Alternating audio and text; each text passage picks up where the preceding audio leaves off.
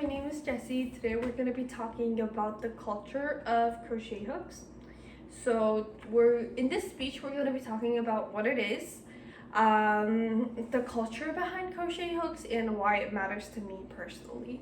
So as a preview, we're going to be talking about three things. Number one, what it is. Number two, the culture. And number three, why it matters to me. So what it is, this, as we have right here, this is a crochet hook. It is a tool with a hook on one end, and you only need one to crochet. If you see someone using a similar tool but they have two, that probably means they're knitting, not crocheting.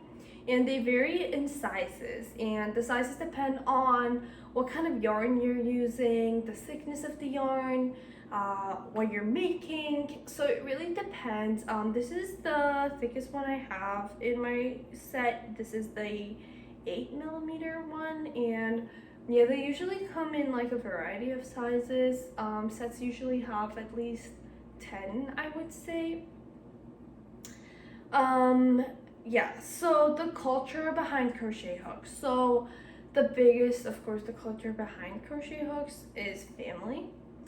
And so they say that crocheting and crochet hooks originated from Europe, from this technique called shepherd's knitting, and they considered as the direct ancestor because it led to the invention of crochet hooks. And when someone makes you something handmade, there is of course so much love and care that's put into the creation. And the culture of crocheting is when you make something handmade for someone you love, it takes a lot of time, patience, and effort, and it's not very easy.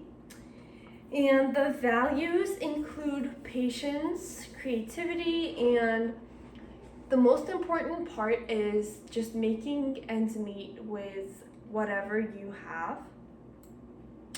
So the entire process of crocheting is not very easy, because to make a yarn, you take, first of all, take the wool out of, for example, a sheep. You take the wool and then you thread that wool to make it a ball of yarn, and that's like a very long process, first of all.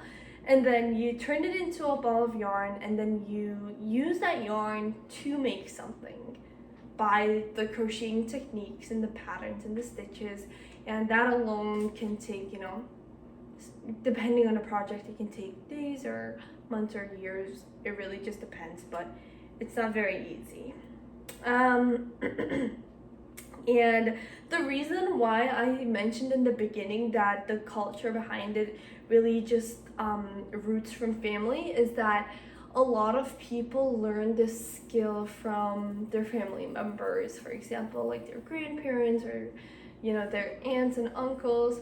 So it can be a big family tradition for some people, and it can be passed down as a talent or a skill, or it can also be like a family stitch. It can be a family pattern, specific family items. Like, for example, everyone has, for example, the same crochet stockings that they put on their fireplace every single year.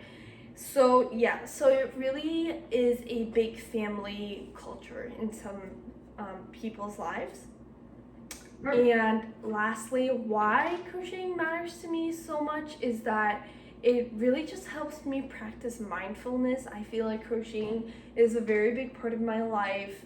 I personally am not really into physical activities, so crocheting just really helps me practice that mindfulness. And it is honestly a form of meditation, and crocheting gives me the feeling of I have some kind of control over the project I'm doing, and it gives me a really nice brain stimulation.